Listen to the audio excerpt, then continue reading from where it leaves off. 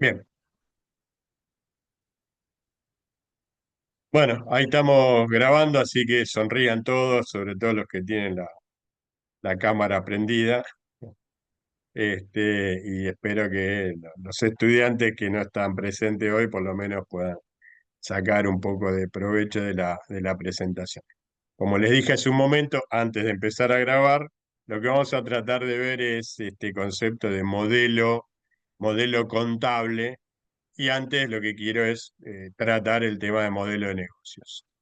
Básicamente, este modelo de negocios sobre el cual estamos basando esta contabilidad tiene una serie de parámetros, los cuales habría que ver si están vigentes en los negocios hoy en día.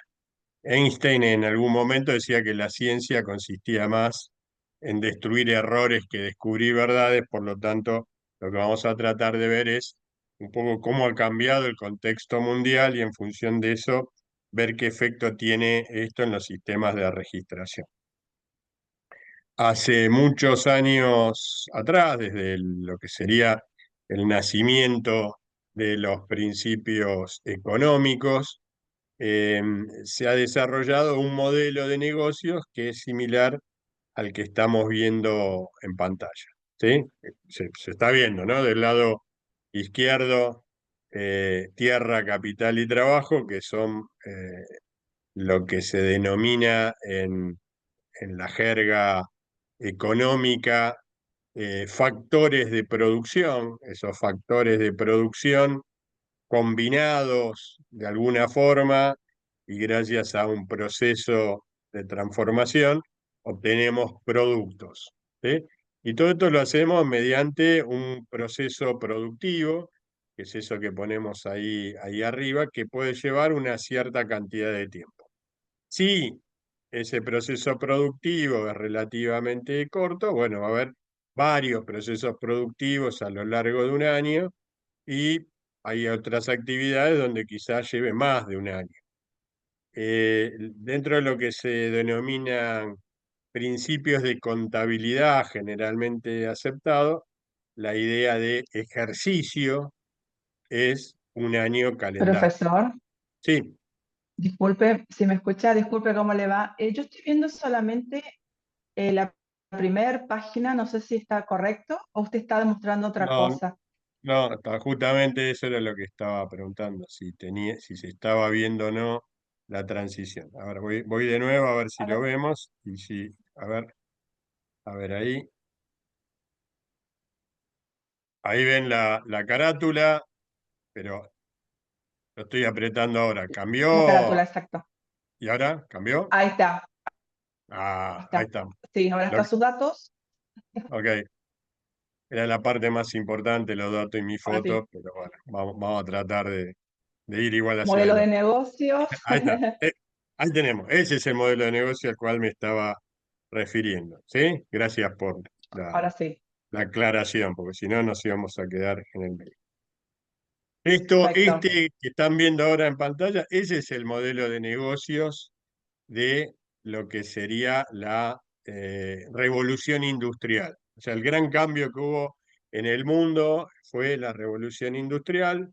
Eso fue por allá en 1750. Adam Smith publica La riqueza de las naciones, que es el libro que se considera como el inicio de la economía, en 1776.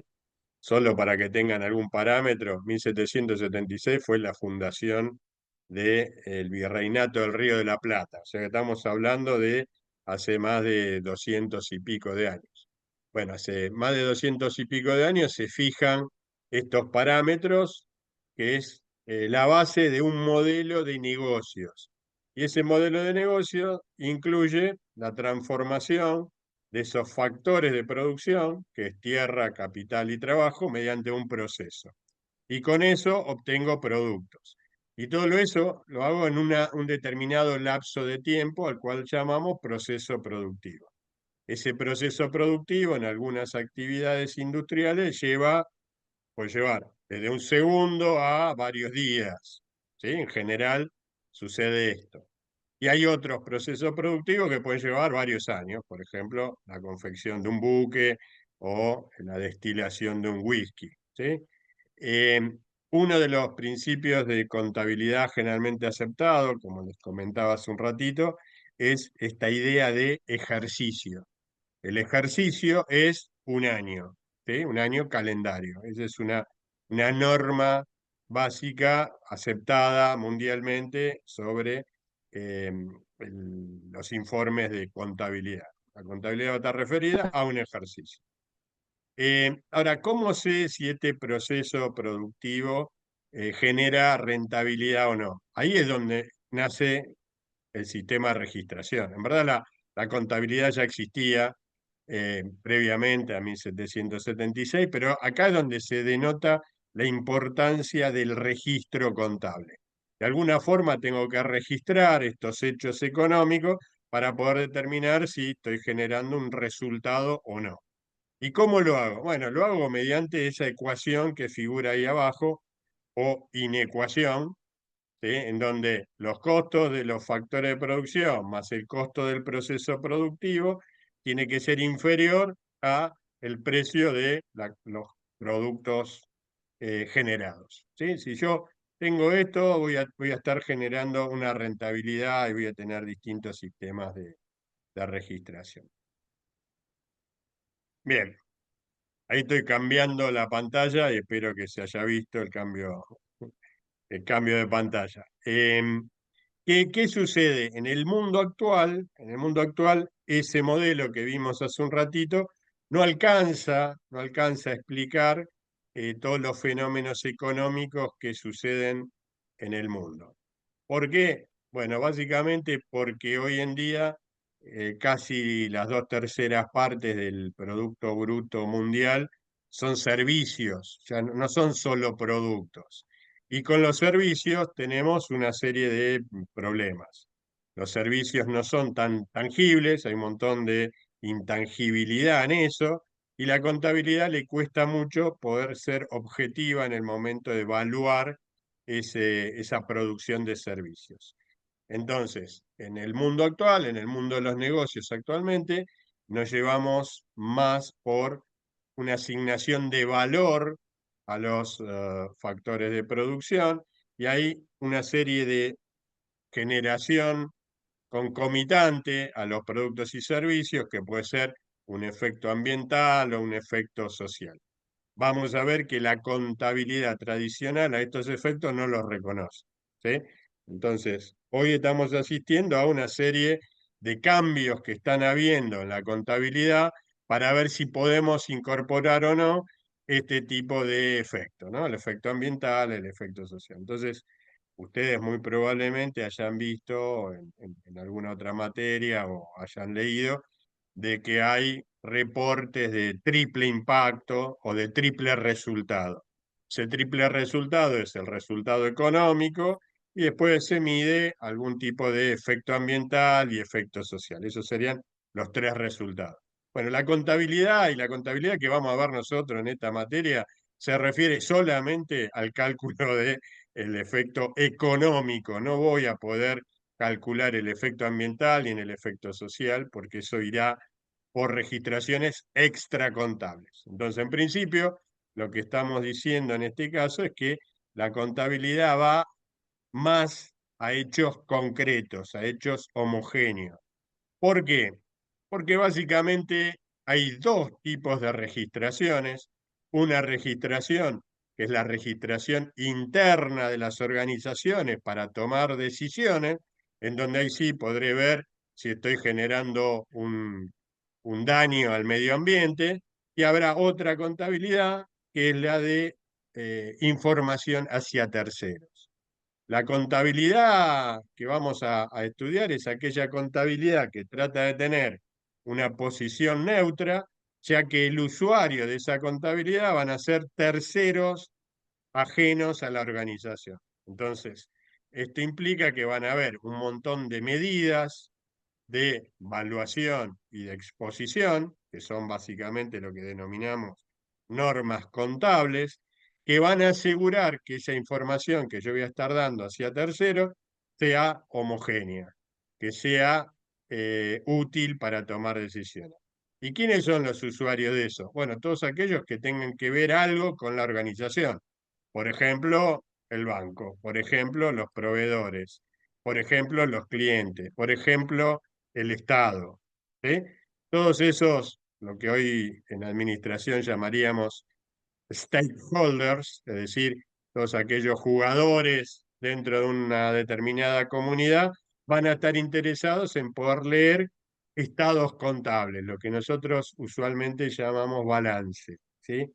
El balance, digamos, es una denominación muy pobre en términos de lo que vamos a ver nosotros, porque la idea es poder armar estados contables.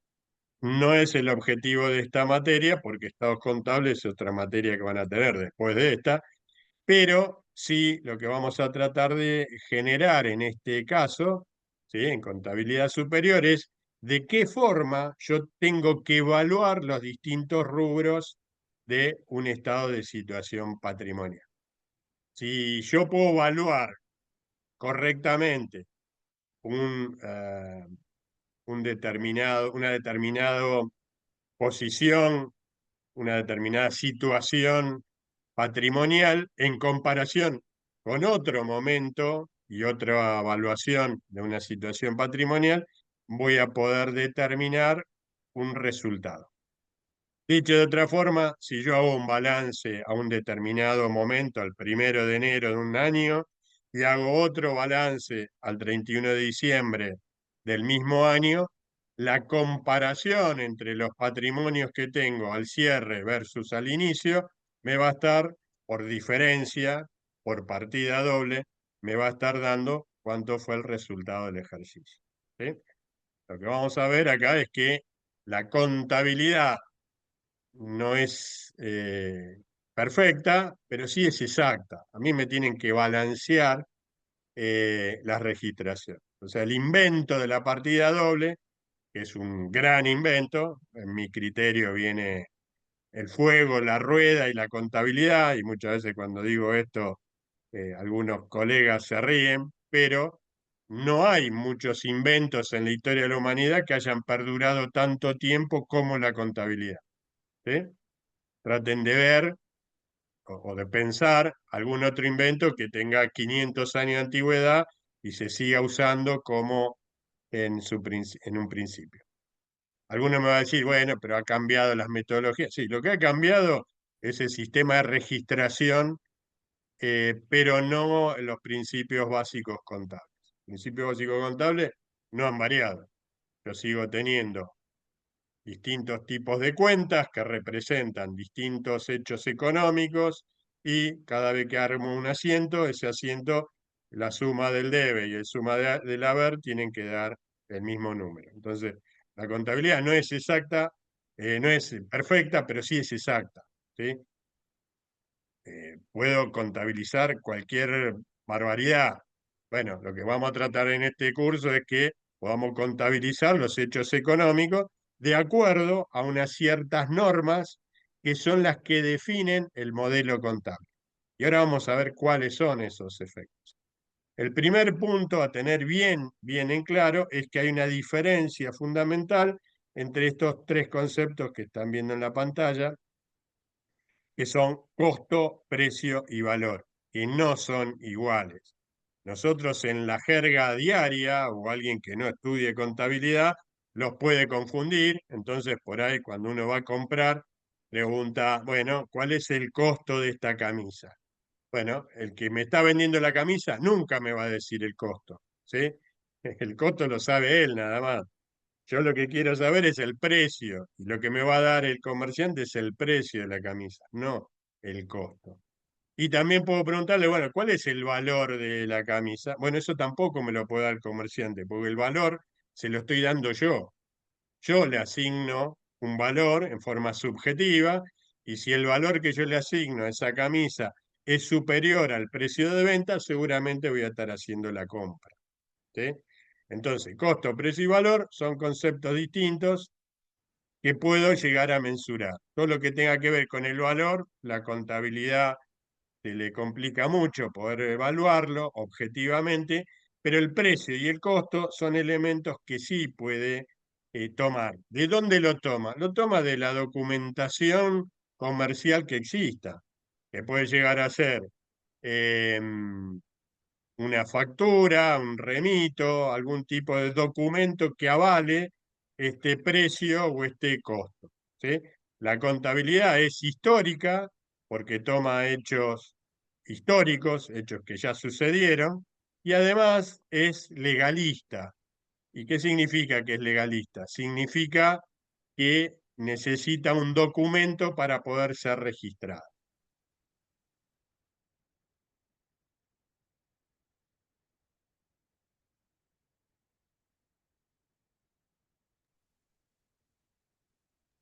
Bien. Entonces, costo y precio y valor son cosas distintas.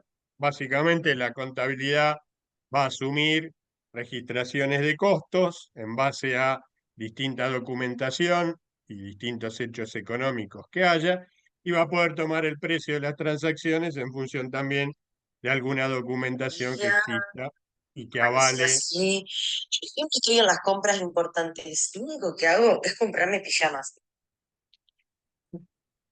Bueno, el que se compra pijama, no sé, tendrá que preguntar cuánto vale el pijama en vez de comprar camisa, pero digo. Digo, igual la correcta utilización de precio, costo y valor es importante. ¿Sí? Entonces, ¿qué es el costo? Bueno, el costo es el sacrificio económico por la generación de un producto o servicio. ¿Sí? El precio es una magnitud que mide la transacción económica a realizar y es el punto de negociación entre oferente y demandante. Y el valor es una asignación de preferencia subjetiva, pasible de cambio por mejora, tiempo, situación relativa, etc. Es decir, hay la compañera que le gustan los pijamas, seguramente cuando era chiquita le gustaba un pijama distinto a los que usa ahora. Entonces, por eso en la contabilidad se le hace difícil poder asignar valor a los objetos.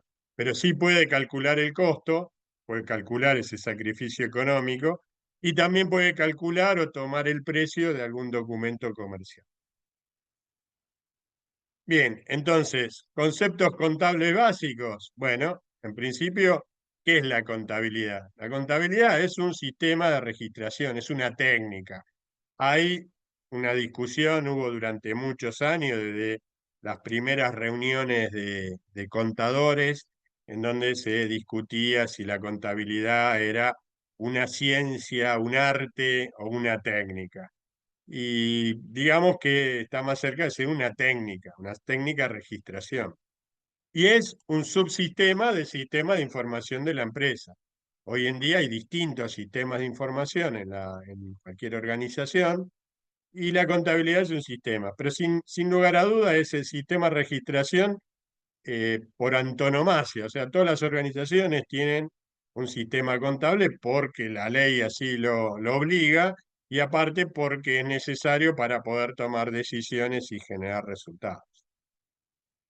¿Quiénes regulan los estados contables? Este es un punto teórico importante. Básicamente, las normas profesionales nacionales e internacionales. Y acá me voy a detener unos segundos. En la Argentina, nuestro querido país, como es federal, cada jurisdicción va a emitir normas profesionales contables de aplicación obligatoria en esa jurisdicción. ¿Y quiénes son los entes que lo generan eso? Básicamente son los consejos profesionales. Los consejos profesionales en ciencias económicas, en el cual, si yo soy contador, me voy a tener que inscribir, es el que emite la reglamentación del tipo de contabilidad que tengo que aplicar en esa jurisdicción. ¿Esto qué significa? Esto significa que muy probablemente las normas contables profesionales de la provincia de Buenos Aires no sean iguales a las de la provincia de Córdoba o no sean exactamente iguales a las de la ciudad autónoma de Buenos Aires. Existe una Federación Argentina de Consejos Profesionales que trata de homogeneizar esas normas contables en todo el país, de forma tal de que no tenga que estar estudiando 24 modelos contables según la jurisdicción, pero que quede bien en claro que las resoluciones técnicas que propone la Federación Argentina no son obligatorias hasta tanto el Consejo Profesional de la jurisdicción correspondiente no las apruebe. ¿Sí? Esto tiene que quedar totalmente claro. Lo que tengo que aplicar en forma obligatoria en la jurisdicción provincia de Buenos Aires, provincia de Río Negro, provincia de Tucumán, son las normas aprobadas por el Consejo Profesional respectivo a cada una de esas jurisdicciones. Muy probablemente lo que suceda, sobre todo si no estamos en un momento de crisis, es que la Federación Argentina de Consejos Profesionales saque una resolución técnica, como la resolución técnica que ustedes tienen, la 54, la 56, que lo que ha hecho es juntar toda la norma contable en una sola, y entonces los muchachos del Consejo Profesional de Tucumán dicen, apruébese la resolución técnica 56 para la jurisdicción de Tucumán, y a partir de ahí pasa a ser obligatorio. ¿Sí? Entonces, todos los contadores que queremos emitir un balance en Tucumán, vamos a tener que ir y ver cuál es la normativa que está aprobada para poder aplicar. ¿Estamos? ¿Está claro el tema? Esto significa que puede ser que si yo evalúo en función de las normas de la provincia de Buenos Aires, por ahí no me da el mismo resultado que si aplico las normas en Córdoba. ¿Sí?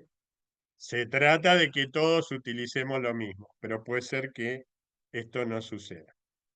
Después hay otras leyes que tengo que aplicar al profesional en ciencias económicas y para que validen su dictamen, lo que vale es lo que dice el Consejo Profesional. Pero las leyes las tengo que aplicar de todas formas. Vamos a ver, cuando avancen en las unidades, que esto tiene un efecto muy fuerte en lo que es la evaluación del patrimonio neto. ¿Sí? El patrimonio neto es una serie de información que por requisitos legales lo tengo que exponer de una determinada forma. Pero digo, ¿quiénes regulan los estados contables? Bueno, hay leyes de administración financiera, hay leyes generales, como pueden haber revalúo, la ley de impuestos me obliga a evaluar de determinadas formas, la ley de sociedades que me obliga a poner el capital en términos nominales, la superintendencia de seguros, si la empresa es una empresa de seguro, el Banco Central, si la organización de que se trate es un banco.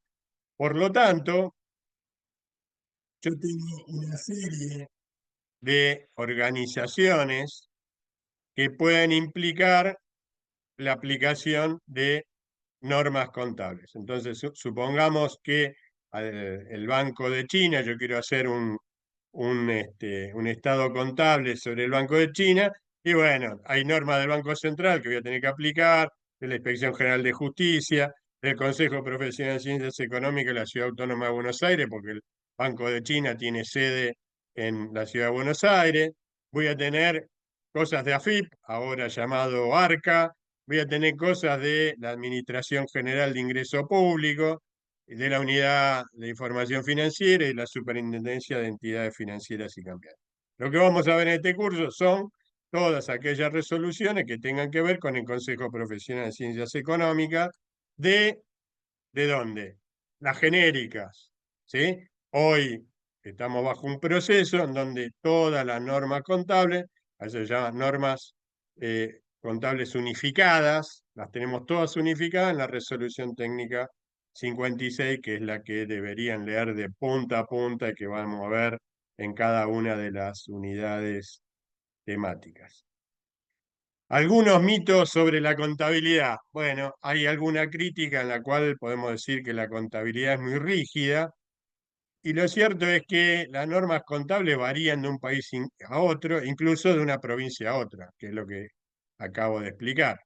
Existen dentro del mismo ámbito algunas reglas alternativas, por ejemplo, hay algunas opciones de evaluación esto lo van a ver también en las normas contables, en donde hay veces que da la opción de cómo evaluar algo.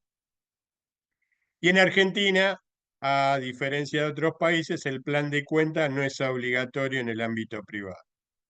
¿Qué quiere decir esto? Por ejemplo, en Francia, el, el plan de cuenta es obligatorio. ¿El plan de cuenta qué es? El plan de cuenta es el diseño que tengo para cada uno de los rubros. Por ejemplo, caja y banco, bueno, ¿qué cuentas van a estar dentro de ese rubro disponibilidades? Bueno, en Francia eso está arreglado y el plan de cuenta está codificado desde la ley. Acá en Argentina no. Cada organización puede hacer el plan de cuenta que se le ocurra. Otra es que es aburrida, la contabilidad es aburrida. O sea, los contadores somos aburridos, eso, digamos, aparece. En todas las películas que vean, el contador tiene siempre cara medio de tonto, de bajito, digamos. Bueno, ese es un mito, no es aburrida. Dado que no es rígida, la contabilidad puede ser muy creativa. En general, cuando hablamos de contabilidad creativa en términos internacionales, estamos hablando de contabilidad cercana al fraude, ¿no? La contabilidad creativa, en esos términos, se está refiriendo a una contabilidad fraudulenta. Y el punto de que por ahí pasan todos los movimientos de dinero de la compañía, bueno, hacen de que la contabilidad sea realmente un centro de información muy importante. O sea, si ustedes son los contadores de una determinada organización, se van a enterar de todo, porque todo termina en algún documento comercial que necesita ser registrado. El otro, como les dije hace un rato, que es perfecta. Bueno, no es perfecta, es exacta, porque la partida doble así lo permite. ¿Por qué no es perfecta? Porque hay cosas que no puede registrar. Como dijimos, el valor generado no lo puede registrar. No puede registrar la calidad que pueden tener los individuos dentro de una organización.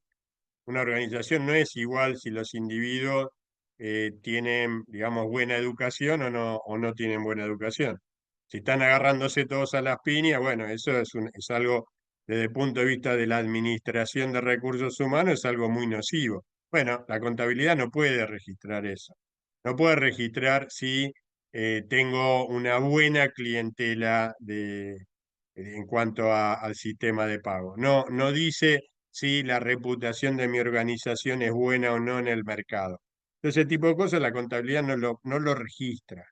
Por lo tanto, hay un montón de elementos que no toma registro, por lo tanto, no es perfecta la contabilidad. Esto genera una serie de problemas que vamos a ver con el avance de las distintas unidades temáticas. ¿Qué es íntegra? Bueno, no es íntegra porque existe una gran cantidad de hechos económicos que no puede medir y hay hechos económicos que no registra, que es un poco lo que les estoy diciendo. Por un tema de ser registraciones conservadoras, ¿sí?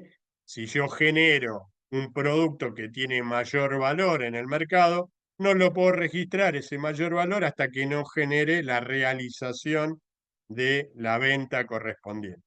¿Sí? O sea, la contabilidad básicamente es cauta. ¿Por qué? Porque si no yo podría estar inventando resultados hacia terceros.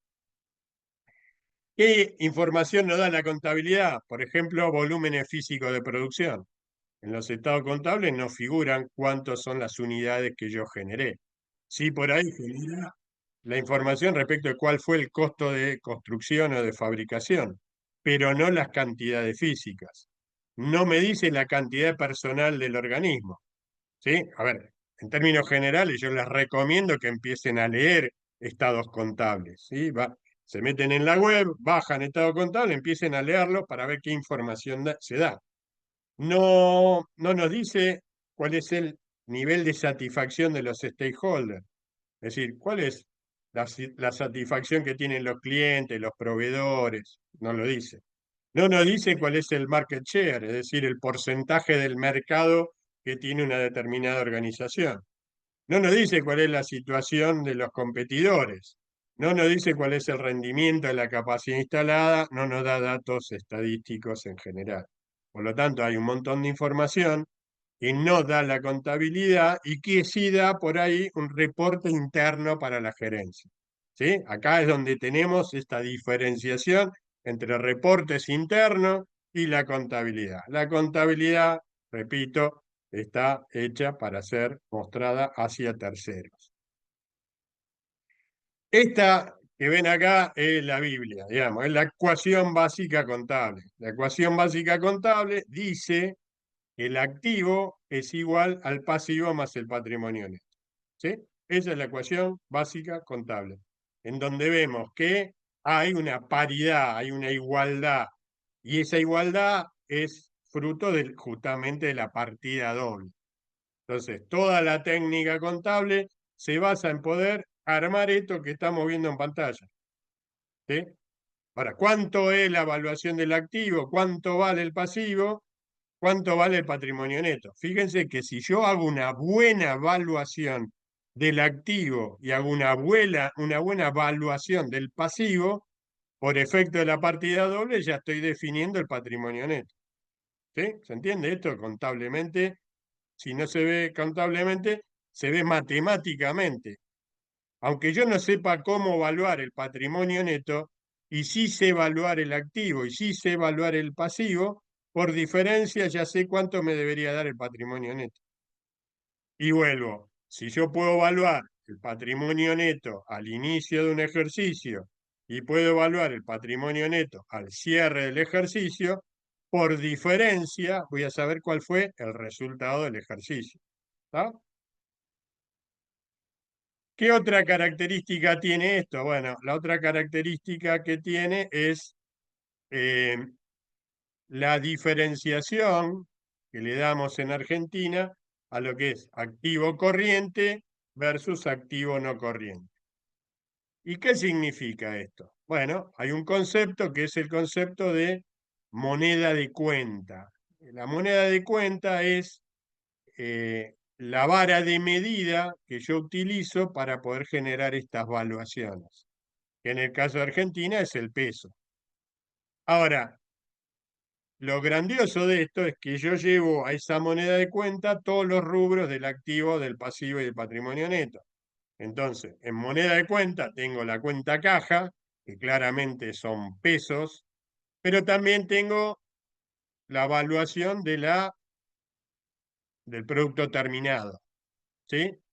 Entonces, ¿qué diferencia hay entre el activo corriente y el activo no corriente? El activo corriente y el pasivo corriente son todos aquellos activos o pasivos que yo voy a convertir en dinero a lo largo del próximo año. ¿Sí? Entonces, si yo tengo créditos o cuentas a cobrar, bueno, tendré que ver esas cuentas a cobrar si las voy a cobrar el próximo año. Si yo tengo un crédito a cobrar de acá a 5 años, va a haber un año de cuotas que le voy a cobrar el próximo año, entonces eso será activo corriente. Y los otros 4 años de ese va a ser activos no corrientes. Esta es una eh, definición muy importante. Y el capital lo voy a tener abierto básicamente en 3 rubros: reservas, resultados acumulados y resultados del ejercicio. Eso lo vamos a ver más adelante en una unidad temática específica. Entonces, la corriente versus no corriente. Lo corriente, partidas que se realizará durante el lapso de un año. Realizará significa que voy a convertirlo en efectivo. ¿Sí? Y el no corriente son partidas que no se realizarán en un lapso de un año. Las operaciones las divido en permutativas y son aquellas que juegan dentro del activo y el pasivo. ¿Sí? Si yo puedo aumentar el activo y aumentar el pasivo, y eso es una operación permutativa. ¿Qué significa que una operación sea permutativa? Que no genera un resultado. ¿Sí? Por ejemplo, si yo tomo un crédito de un banco, me va a aumentar el pasivo sobre el banco. Y por otro lado, el ingreso que voy a tener de dinero va a aumentar la cantidad de caja que tengo.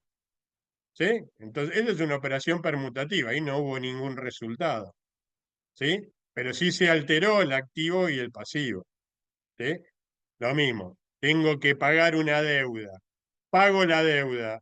Bueno, bajó el pasivo porque la deuda bajó, pero también bajó el activo porque ahora tengo menos dinero.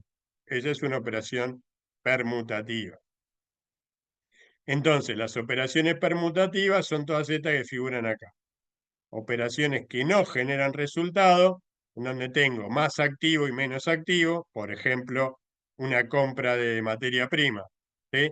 Compro materia prima, la pago, bueno, me bajó la cantidad de dinero, pero me aumentó el rubro materia prima. Los dos están dentro del activo.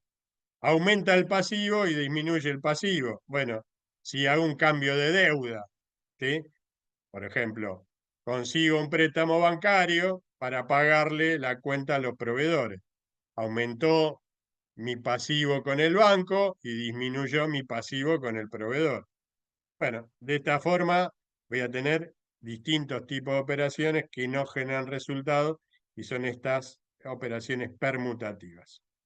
Por el contrario, tengo las operaciones modificativas y en este caso sí son registraciones que generan algún tipo de resultado. En ese caso son operaciones de activos con patrimonio neto, básicamente el resultado del ejercicio, y operaciones entre los pasivos y el resultado del ejercicio. ¿Sí? O sea, más activo, más ganancia, por ejemplo, el resultado por la venta de un producto. ¿Sí? O sea, voy a tener más activo y más ganancia, o más pasivo y más pérdida, o menos activo y más pérdida, o menos pasivo y más ganancia. Es decir, fíjense, en esta segunda parte de la ecuación siempre hay una cuenta de ganancia o de pérdida. Los rubros del activo, hay una norma contable que el ordenamiento de esos rubros del activo va del más líquido al menos líquido. Es decir, cuando hablo de líquido es el tiempo que tarda en convertirlo en dinero. Bueno, las disponibilidades prácticamente ya están en dinero, entonces es el primer rubro que aparece. Después pueden venir inversiones, después crédito, después viene de cambio y por definición lo viene de uso. Lo viene de uso, para que algo sea un bien de uso, por definición, tiene que tener una vida útil de más de un año. Entonces, lo viene de uso siempre, absolutamente siempre, van a ser activo no corriente. ¿Sí? Si alguien pone un bien de uso como activo corriente, eso es un error muy grosso, digamos, muy grande. Entonces, esta es un poco el ordenamiento de rubro activos. Por el contrario, el rubro pasivo no tiene un ordenamiento en cuanto a la exigibilidad del pago, sino que tiene más un ordenamiento descriptivo. Entonces tendré deudas comerciales, bancarias, sociales, impositivas y provisiones. ¿Sí? Ya miro el pasivo y sé más o menos cuál es el rubro que tengo, pero no hay una prelación en cuanto a la exigibilidad de eso. Y en el patrimonio neto lo que Profe, tengo es, sí, perdón, ¿alguna pregunta? ¿Duda? una consulta. Dime. Sí, en el tema de los pasivos, Sí. cualquiera de esos pasivos que vimos anteriormente, si se terminan de pagar después de un año, serían pasivos no No, corrientes. no corrientes, no corrientes. O sea, si yo estoy acá, supongamos una deuda bancaria, tengo un préstamo a 4 años, bueno, todas aquellas cuotas que yo sé que voy a pagar el próximo año, va a ser corrientes, un pasivo corriente. Y las cuotas de los otros 4 años restantes lo voy a tener que poner como un pasivo no corriente. ¿Está? ¿Sí? ¿Se entendió? Sí, gracias. No, no, no. Sí, sí. Fantástico. Bien, en el rubro patrimonio Sí, gracias. neto, genial. En el rubro patrimonio neto, lo que voy a tener es capital, ajuste de capital, esto vamos a ver que es un efecto nocivo de la moneda de cuenta, ¿Por qué? Porque en Argentina tenemos inflación. Van a haber reservas y acá empiezan a jugar las leyes que existen, por eso tenemos reservas legales, tenemos reservas estatutarias, es decir, el estatuto de confección de la organización, si es una sociedad anónima, no es SRL, puede decir que tengo que generar reservas y pueden haber reservas voluntarias. Y después habrán dos grandes rubros que son los resultados no asignados. En resultados no asignados voy a poner los resultados históricos, o sea, de este ejercicio para atrás, y otro rubro que va a ser el resultado del ejercicio. Todo esto que vemos acá son los rubros del patrimonio. Cuando vean esta sigla, PCGA son Principio de Contabilidad Generalmente Aceptado, o la sigla en inglés es GAAP. Bueno, ¿esto qué son? Bueno, estos son las normas de aplicación obligatoria. Entonces, los principios de contabilidad generalmente aceptados, emitidos por los consejos profesionales, son un conjunto de normas que se utilizan obligatoriamente para la preparación de los estados contables. Y los GAAP, Generally Accepted Accounting Principles, bueno, son los que se usan en Estados Unidos y son emitidas por la Financial Accounting Standard Boards. Y hay otras normas que son europeas. ¿Por qué mostramos esto? Porque Argentina está dentro de un sistema en el cual se adoptan algunas prácticas del exterior. ¿Sí? Hay algunas normas contables que por un hecho de comparabilidad con otros estados contables de otros países se empiezan a adoptar. Ahora, vuelvo a insistir, los únicos principios de contabilidad generalmente aceptados que hay que aplicar en forma obligatoria son los que ordena la jurisdicción de cada una de las provincias o lugares en donde estoy emitiendo los estados contables.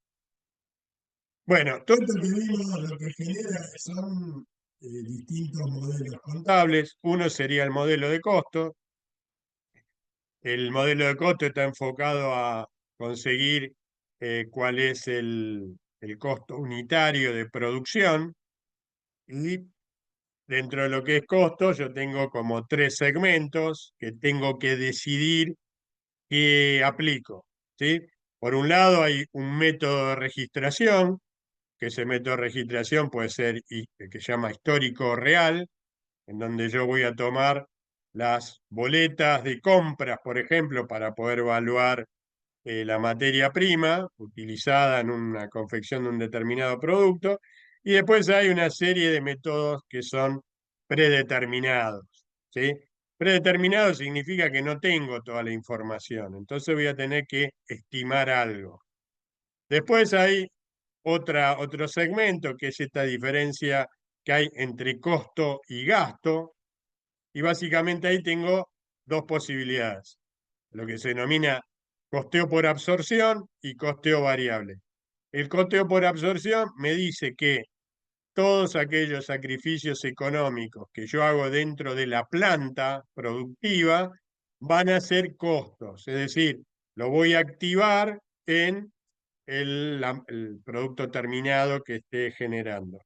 Y todo lo que no tenga que ver con la planta es gasto imputable al ejercicio. Entonces, por ejemplo, el gasto de los sueldos del personal administrativo va a ser gasto, ¿sí? Ahora, si yo tengo a un comprador dentro de la fábrica, el sueldo de ese individuo va a ir dentro de lo que es el costo. Y después hay otra pata que tiene que ver con los sistemas de producción. Según el sistema de producción de una empresa productora, industrial, voy a poder aplicar costo por proceso, por órdenes, conjuntos, etc. El gran problema que se dio en la contabilidad de costo, la llamada contabilidad de costo, es que empezaron a haber organizaciones que hacían servicios. Entonces este modelo de costo era medio complicado poder aplicarlo, y hoy existe un sistema que se llama ABC, que es Activity Based Cost, que tiene que ver con calcular los costos en función de las actividades de una organización y no del sistema productivo. Ahora bien, la contabilidad toma un modelo de costo específico. La contabilidad no reconoce, por ejemplo, el costeo variable. Entonces, de movida, la contabilidad toma costeo por absorción. La norma contable toma costeo por absorción. ¿Sí? ¿Por qué hace eso? Bueno, porque la ley impositiva me obliga a aplicar costeo por absorción. No admite el costeo variable. Y el método de registración que debería tomar es el histórico real. Es decir, tengo que tener toda la factura para poder contabilizar el costo. ¿Y el sistema de producción me implica algo? Bueno, aplique el que quiera, en tanto en cuanto aplique un método de registración histórico real y aplique el criterio de costeo por absorción. Si yo tengo en cuenta esto que estamos viendo acá, tengo todos estos modelos de sistemas de costo. Bueno, la contabilidad va a tomar solo uno, ¿sí? Y el resto, ¿para qué lo hago? El resto es información para tomar decisiones. Si yo quiero tener dentro de mi organización 5 sistemas de costo distintos, lo puedo tener, nadie me lo impide.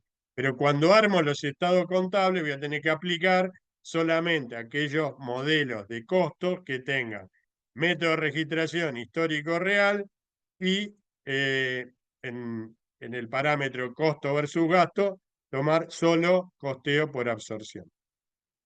Ahora, todo esto que lo pueden ver como muy complicado, porque acá tengo 32 modelos de costo, se complejiza más todavía cuando tengo inflación, porque voy a tener que tener una metodología de ajuste, porque no es lo mismo 100 pesos en el mes de enero que 100 pesos en el mes de junio. ¿Por qué no es igual? Porque el parámetro que estoy usando, que son los pesos, se degradan con la inflación. El poder de compra no es el mismo. Entonces, los pesos del mes de junio no son iguales a los pesos del mes de enero. O sea, si el peso de enero es banana, bueno, el peso de junio son tomates. No puedo hacer una cuenta entre los tomates y la banana porque no me da nada. Al ser magnitudes distintas, aunque están disfrazadas de pesos, no puedo operar matemáticamente, no puedo sumarlos. Entonces, la solución que le ha dado la contabilidad es hacer un ajuste por inflación, que vamos a ver ahora en un segundo nomás y muy rápidamente. Entonces, el modelo de costo a utilizar debe enfocarse en la determinación de costo unitario, producción de bienes y servicio de unidad por factor crítico. Hay una serie de salvedades en cuanto a la forma de calcular los costos, en donde actualmente los costos indirectos de fabricación tienen mayor porcentaje que 1920. Bueno, ¿por qué? Por un cambio tecnológico, ¿sí? Ahora, modelo contable. El modelo contable, de nuevo, la contabilidad, un sistema de información, y también tengo 3 parámetros. Uno, esto es sumamente importante porque de acá surge cuál es el modelo que voy a utilizar. ¿Qué capital voy a mantener? Si el capital es físico o financiero. Bueno, hoy les quiero decir que hay un consenso a nivel mundial que el capital a mantener es el financiero, no el capital físico. El capital físico fue un experimento que hizo la empresa Philips en Holanda y que era muy complicado de llevar a cabo. Entonces, primer pauta cierta, aplicable, en general no hay discusión, el capital a mantener es el capital financiero. La moneda de cuenta, ¿cuál es? La moneda de cuenta en Argentina son los pesos, en Estados Unidos serán los dólares, en Europa será el euro, ¿sí? O sea, es el signo monetario del lugar en donde yo estoy haciendo los estados contables. Ahora, esa moneda de cuenta es, lo llamamos histórica o corriente, si no hay inflación.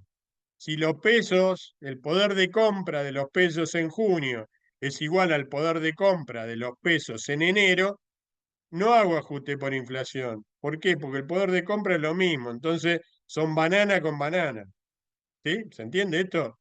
Ahora, en Argentina, que tenemos inflación, y a nivel internacional, si hay más de 10% de inflación anual, es considerado un país inflacionario, tengo que aplicar una metodología para poder unificar esos pesos, y eso se hace mediante un ajuste por inflación.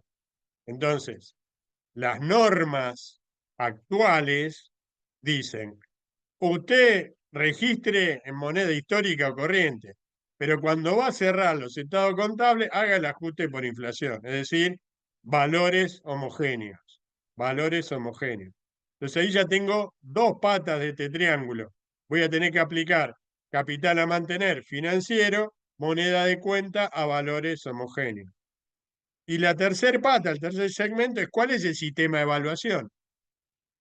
El sistema de evaluación es costo o mercado menor o valores corrientes. ¿Esto qué significa? Significa que el costo o mercado menor es cuando en mi sistema de costos yo lo único que hago es acumular gastos y sacrificios económicos dentro de una generación de un producto terminado. ¿Sí? Ahora, si ese producto terminado en el mercado tiene un valor mayor, ¿reconozco o no ese mayor valor? Bueno, si aplico costo mercado menor, no. Pero si aplico valores corrientes, sí. Entonces ahí voy a tener una generación de dos resultados.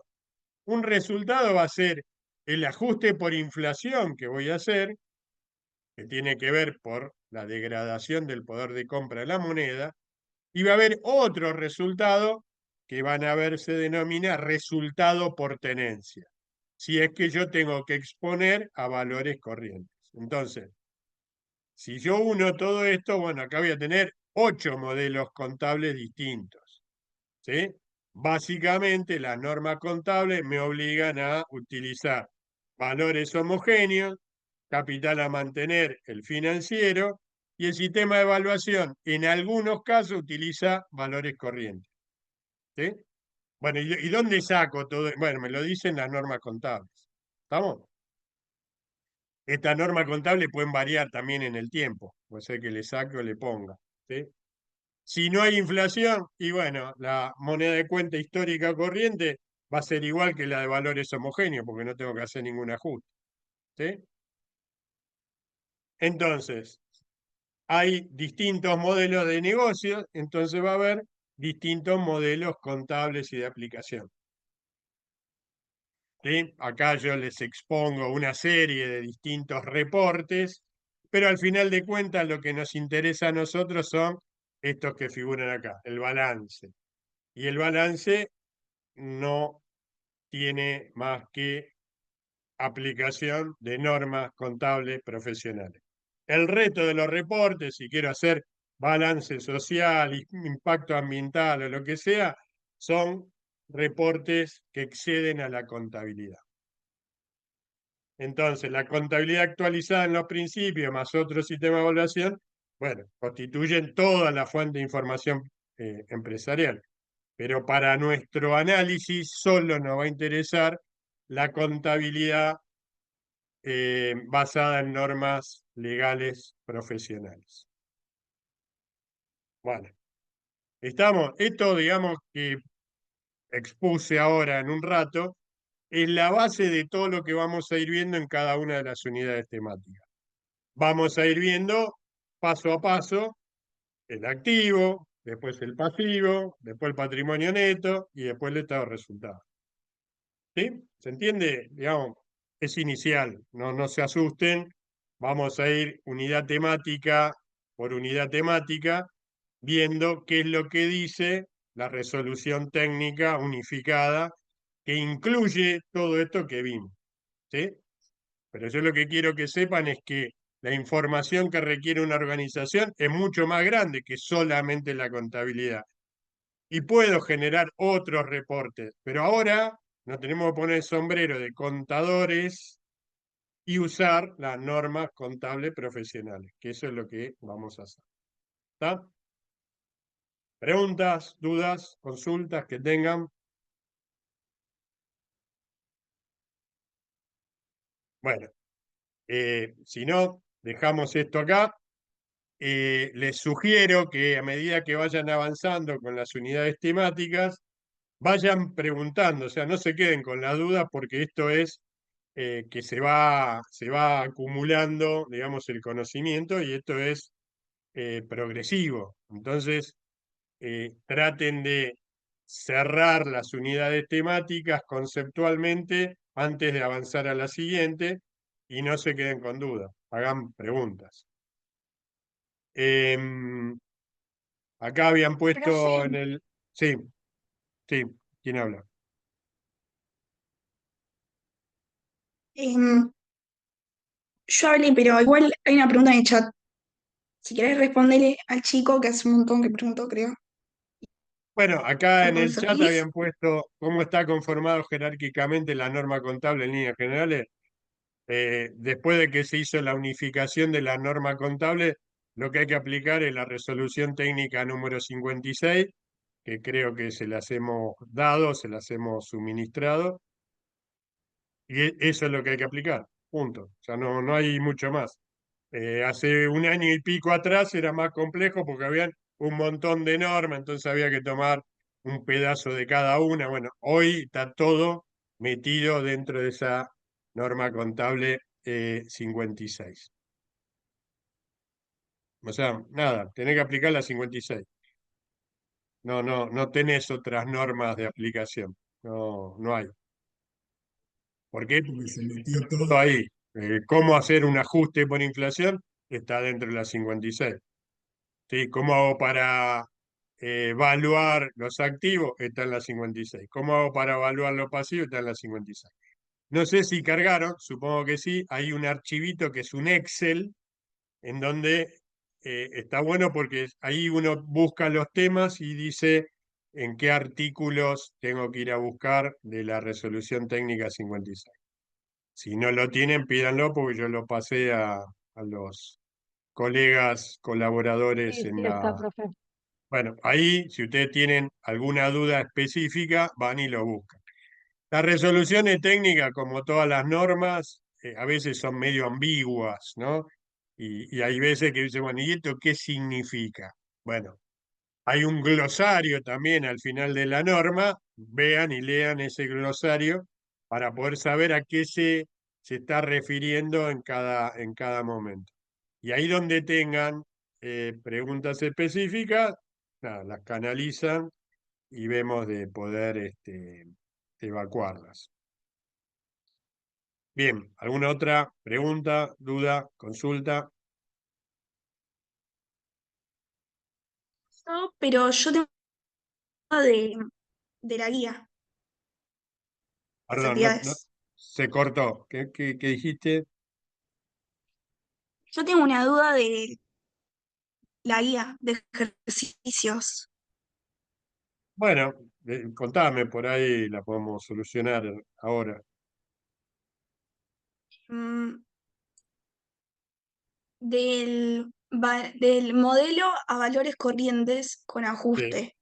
sí. Bueno, Es si el vos ten, ejercicio 3. sí. Bueno, ahí en cada uno de los rubros que vayamos viendo, lo que se va a tratar de ver es cómo hago para hacer el ajuste por inflación. ¿Sí? Em, si yo tengo rubros que no son dinero, o sea, lo primero que tengo que hacer, y esta es la metodología de ajuste, lo primero que tengo que hacer es identificar partidas monetarias y partidas no monetarias. ¿Sí? Eso es lo primero que tengo que hacer. Las partidas monetarias son aquellas que representan dinero en efectivo. Así, básicamente, ¿cuál es? Caja, fondo fijo, banco, todo eso son monetarios.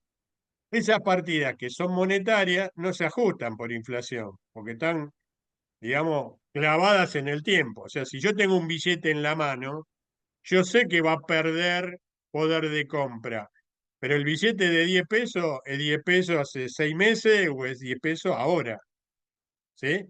Ahora, esos 10 pesos, y acá está lo loco, esos 10 pesos son los que generan la pérdida por tenencia de esos, es decir, la pérdida de poder adquisitivo del dinero no se ve en el ajuste del dinero, pero sí es el que genera la pérdida.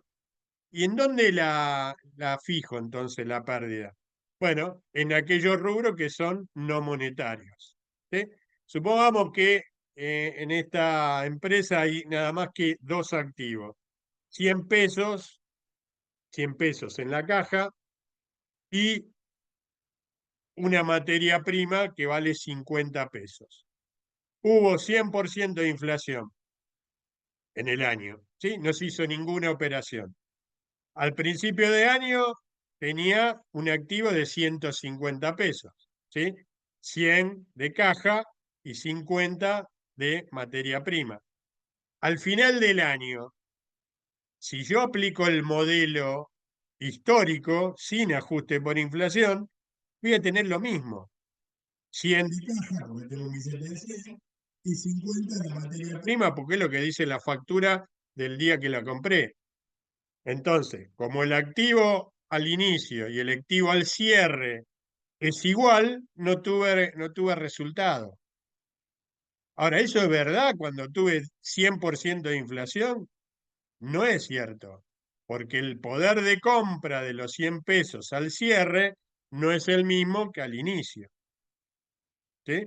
Entonces ahí tengo que hacer un ajuste por inflación. ¿Voy a tener que ajustar los 100 pesos? La respuesta es no, porque el valor nominal del billete es el mismo, entonces al cierre, como identifico que esa cuenta caja es una partida monetaria, no la puedo ajustar, entonces seguirá a 100 pesos. Pero los 50 pesos de la materia prima, que yo reconozco que es no monetaria, la voy a tener que ajustar por inflación. Para poder ajustarla por inflación, voy a tener que generar un coeficiente de ajuste. Y el coeficiente de ajuste surge de la división entre un índice de inflación.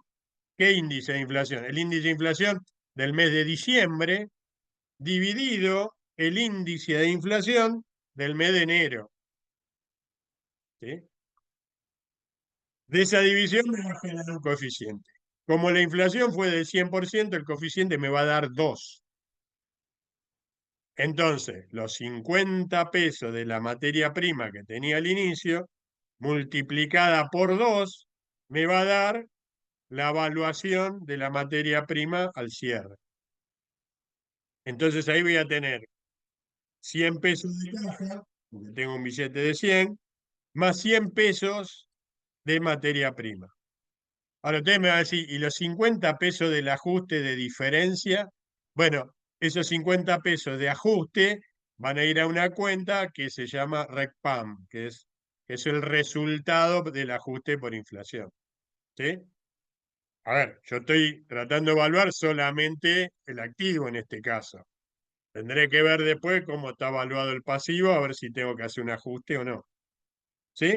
Ahora, hasta ahí yo lo que apliqué fue, entonces, dentro del modelo a valores homogéneos. ¿Por qué? Porque reconozco el efecto de la inflación. Ahora, si aparte estoy dentro del modelo de resultado por tenencia, o sea, de valores corrientes, yo tendré que ir a ver cuánto es lo que vale en el mercado esa materia prima.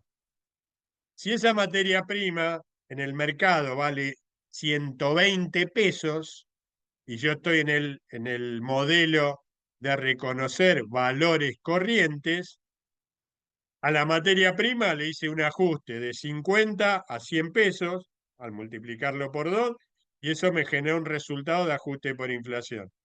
Y la tengo ahí valuada a 100. Pero como en el mercado está a 120, le hago otro ajuste de 20 pesos más y el asiento va a ser materia prima a resultado por tenencia. Y ahí es donde tengo esa diferenciación. ¿De qué fue ajuste por inflación? Es porque estoy aplicando la parte del modelo de valores homogéneos, de moneda homogénea. Y voy a tener 20 pesos de resultado por tenencia porque estoy utilizando valores corrientes. ¿Se dan cuenta de la diferencia cuánto es, no? Hay una diferencia entre lo que es llevar cada una de las partidas no monetarias a evaluación de cierre y el resultado por tenencia de la comparación con el mercado. Sí, sí, el valor de esa mercadería en el mercado, en lugar de ser 100, es 80 y tengo que reconocer la pérdida. Tengo que reconocer la pérdida y la pérdida es cierta. ¿Por qué? Porque hay un criterio de prudencia en las normas contables en donde la pérdida las tengo que registrar cuando las conozco y la ganancia cuando se realizan. ¿Sí? ¿Se entiende la diferencia? Si yo no aplico resultado por tenencia y no aplico ajuste por inflación, estoy en un modelo de moneda histórica sin valores corrientes. ¿Sí? ¿Se entendió un poco el ejemplo? Digamos, los ejercicios tienen que girar en torno a eso. Y, por ejemplo, la moneda extranjera la tengo que tomar como si fuera este ejemplo. Si yo compré moneda extranjera al inicio a 2 pesos por cada dólar y al cierre hubo inflación, eso lo tengo que ajustar por inflación. Y ahí me va a dar el monto ajustado por inflación de la moneda extranjera. Y después lo que voy a hacer, ¿qué voy a hacer? Voy a comparar la cantidad de moneda extranjera que tengo por la cotización al cierre. En definitiva, ese es el valor corriente de la moneda extranjera. Y esa diferencia es resultado por tenencia. Lo que pasa es que antiguamente, cuando no había ajuste por inflación, esas diferencias sí las reconocía en una cuenta que se llamaba diferencia de cambio. O sea, la diferencia de cambio en verdad es el resultado por tenencia específico de la moneda extranjera. ¿Sí? Y voy a seguir utilizando diferencia de cambio porque cuando no había ajuste por inflación, esta era una forma parcial de reconocer de que había inflación. ¿Sí? ¿Se entiende un poco esto?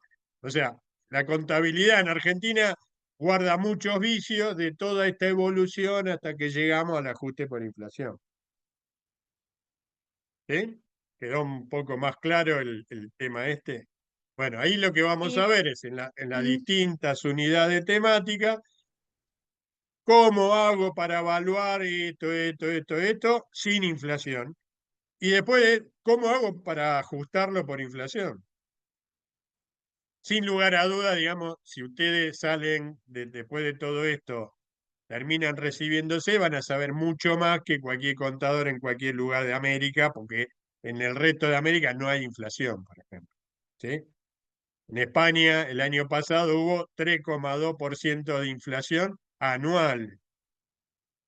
Y acá en Argentina la inflación del mes pasado fue 2,8. ¿Sí? ¿Se entiende? O sea, nosotros venimos más sufridos para todo esto. Pero bueno, en la técnica contable yo le diría que nosotros tenemos el mejor ajuste por inflación del mundo. Bueno, ¿por qué? Y porque tenemos inflación.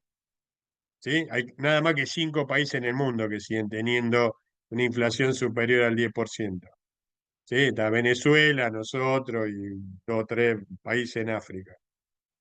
Bueno, entonces ustedes de acá van a salir sabiendo más, pero es más complejo lo que tengo que hacer. Pero en definitiva, el estado contable que yo tengo que hacer está regido por las normas de los ajustes que estoy mencionando y normas de evaluación, es decir, y de exposición. O sea, es evaluación y exposición. ¿A cuánto queda según la norma contable, la moneda extranjera? ¿A cuánto queda la materia prima? ¿A cuánto queda el producto terminado? ¿A cuánto queda la evaluación de los bienes de uso? Y después veo cómo lo expongo. O sea, esas son normas de exposición. Es decir, la resolución técnica lo que me va a decir es esas dos cosas, norma de evaluación y norma de exposición. Si yo entiendo bien eso, ahí sí puedo cerrar un estado contable ajustado por inflación y con valores corrientes. ¿Sí? Por lo tanto, digamos, según el modelo contable en el cual esté, es el resultado que me va a dar. Nosotros entendemos en Argentina que como tenemos inflación, tenemos que hacer ajuste por inflación. Y también entendemos que por un tema de mercado es mejor utilizar valores corrientes. Entonces, en algunos rubros vamos a utilizar valores corrientes. Por ejemplo, para evaluar los bienes de uso, no vamos a usar valores corrientes. Sí voy a comparar costos de mercado menores en los bienes de uso. Es decir, si en el mercado los bienes de uso que yo tengo valen menos, sí voy a contabilizar la pérdida. Pero si esa máquina vale más en el mercado, no lo voy a reconocer en los bienes de uso. Y usted me dice, ¿y por qué? Porque los bienes de uso no me interesan como resultado propio del objetivo del negocio. Los bienes de uso yo los necesito para producir. Entonces tiene otra evaluación, que se llama este, eh, lo que sería la evaluación de utilización económica. Entonces, por un criterio de prudencia, no contabilizo el valor corriente en los bienes de uso. Pero en los bienes de cambio sí. Y en la moneda extranjera también. Y esto que es válido para evaluar los activos es similar, pero a la contraria, para evaluar los pasivos. Si yo tengo deudas en dólares, ¿qué tengo que hacer? Caso la deuda al inicio, la ajusto por inflación hasta el cierre, la, la diferencia va a ser un REPCAM, ¿sí? Un resultado por inflación, que en el caso del pasivo juega al revés. O sea, si me aumenta el pasivo, voy a tener que contabilizar, digamos, un débito, es una pérdida. Bueno, esa pérdida va al REPCAM. Pero después voy a tener que comparar con el mercado cuál es el valor de esa moneda extranjera y esa diferencia va a ser diferencia de cambio, hacia arriba o hacia abajo. Bueno, estoy aplicando de nuevo ajuste por inflación y valores corrientes. ¿Sí? ¿Se entiende más o menos conceptualmente esto? Bueno, el poder fijar más conocimiento con esto lo tienen que hacer a través de la ejercitación. Yo en alguna de las fichas los que les puse fue para que ejerciten y háganlo de generar, ¿cómo hago para usar o generar los coeficientes de ajuste? ¿Sí? En la parte práctica de la ficha teórica figuran un montón de ejercicios. Bueno, es medio tedioso, pero háganlo, porque una vez que ustedes se acostumbran a calcular los coeficientes de ajuste, ya está, digamos, en esa parte no van a errar. ¿Sí? ¿Por qué? Porque lo que sucede muchas veces es que en los exámenes, cuando hacen la parte práctica, se equivocan en el cálculo de los coeficientes. Y bueno, eso es falta de práctica. Traten de aplicar, hacer esos ejercicios que se recomiendan en la parte práctica y traten de, sin mirar las soluciones, de resolver los ejercicios que están dando los profesores en la parte práctica. ¿Estamos? Bien. ¿Alguna otra pregunta, Justo que duda, me tocó consulta? ¿le puedo hacer una consulta? Sí, claro. Sí, dale, dale. Eh, en realidad es por de estos ejercicios que está hablando usted, yo hoy los estaba intentando hacer Sí, y estaba mirando los índices en la página que indica sí. ahí, y hay algunos que dicen que hay que calcularlo en, por ejemplo, la inflación que hubo de diciembre 23 a junio, no, ese no era. Esperé que me equivoqué. Acá. De diciembre 23 y 1962. Puede que esté mal el 1962, No, no, vos sabés que, y esto si quieren lo porque pueden ir a no me buscar. llega, no lo veía ahí. Bueno, podés ir a buscarlo en la Federación Ahí se Argentina. corta. Bueno, ahí voy. La Federación Argentina de Consejos Profesionales en Ciencias Económicas. Si vos te metés en la web, va a haber un lugar que dice índices de ajustes por inflación. Si vos te metés ahí, vas a poder bajar un Excel donde están todos los índices desde 1900 y pico, no sé. ¿Sí? Ah, bueno, yo no los encontré así hasta, hasta bien Bueno, lejos. Por eso buscalo, era mi duda. buscalo Sí, en la página de Federación sí, Argentina de Consejos Profesionales en Ciencias Económicas. Si vos metés eso, va a haber un perfecto. lugar que te dice coeficiente de ajuste, buscas eso y va a haber un Excel que lo actualizan periódicamente. Entonces, si vos te bajás ese Excel, ahí tenés todos los índices hasta el mes pasado. Con todos esos índices, después ahí empezás a jugar, a generar coeficientes. Yo puedo sacar coeficientes a la fecha que se me ocurra. ¿Cómo hago eso? Tomando en el numerador el índice a la cual quiero generar algo homogéneo. ¿Sí? Y como denominador, tomo el índice de origen. Por eso la técnica de ajuste por inflación es: identifico las partidas no monetarias para hacer el ajuste. De ese saldo tengo que hacer lo que se llama anticuación de partida. Sí, no se asusten con las palabras porque es simplemente abrir el saldo según la fecha de origen. Eso es anticuación de partida. Entonces, cuando abro el saldo por fecha de origen, tengo que asociar el índice a esa fecha de origen y entonces después saco los coeficientes y ajusto todo a una fecha determinada. Ahí sí tengo todo en moneda homogénea, en moneda de 1962 o 2020, junio de 2025, no sé. O sea, se tienen que hacer amigos de Perfecto, muchas gracias. se tienen que hacer amigos de los índices y confeccionar coeficientes. Yo creo que si hacen esa práctica van a estar mucho más confiados al momento de los exámenes. Los exámenes en todo, a ver, en todo va a venir algo de esto, digamos, va a venir que tenés estos activos, ajustámelo por inflación y armame los asientos. Esto también es importante, o sea, acostúmbrense a hacer los asientos de ajuste y a armar los mayores. O sea, yo personalmente, si tengo que hacer un estado contable a mano, voy a tener abierto el mayor del recam. ¿Por qué? Porque cada uno de los ajustes por inflación que haga voy a terminar imputando esa cuenta. ¿Sí? Entonces, una comprobación de eso va a ser todos los asientos que hizo. ¿Sí? O sea, en general, tomamos de esa forma, en la parte práctica. ¿Sí? Bien, ¿qué más? ¿Alguna otra pregunta, duda? Bien, bueno, nosotros estamos con el equipo docente para ayudarlos, digamos. Si tenemos que aprobarlos a todos, no tenemos problema. Si tenemos que bocharlos a todos, tampoco, digamos, dormimos igual, o sea, no tengan. Pero la idea es que ustedes aprendan, digamos. Si ustedes aprenden y hacen la cosa bien, bueno, van a ir para adelante. ¿Sí? Y acá es un esfuerzo conjunto, así que utilicen las vías de comunicación por si tienen dudas, consultas, problemas, cosas que no entiendan, ¿sí? O sea, esta es un poco la idea.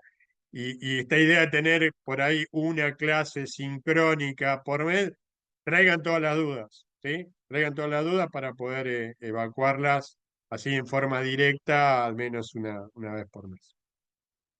Bien, bueno, si no hay más preguntas, les mando un saludo cordial. Espero que esta clase haya servido para evacuar algunas dudas que puedan tener. Hagan los ejercicios, lean la parte teórica y bueno, nos vamos a estar viendo todavía unos cuantos meses más, así que traten de llevarlo con alegría. Es medio difícil llevar con alegría contabilidad, pero bueno, no es tan aburrido. Bueno, un saludo a todos, espero que sigan bien. Nos vemos. Hasta luego. Muchas gracias, Gracias, profe. profesor. Nada, nos vemos. Hasta luego.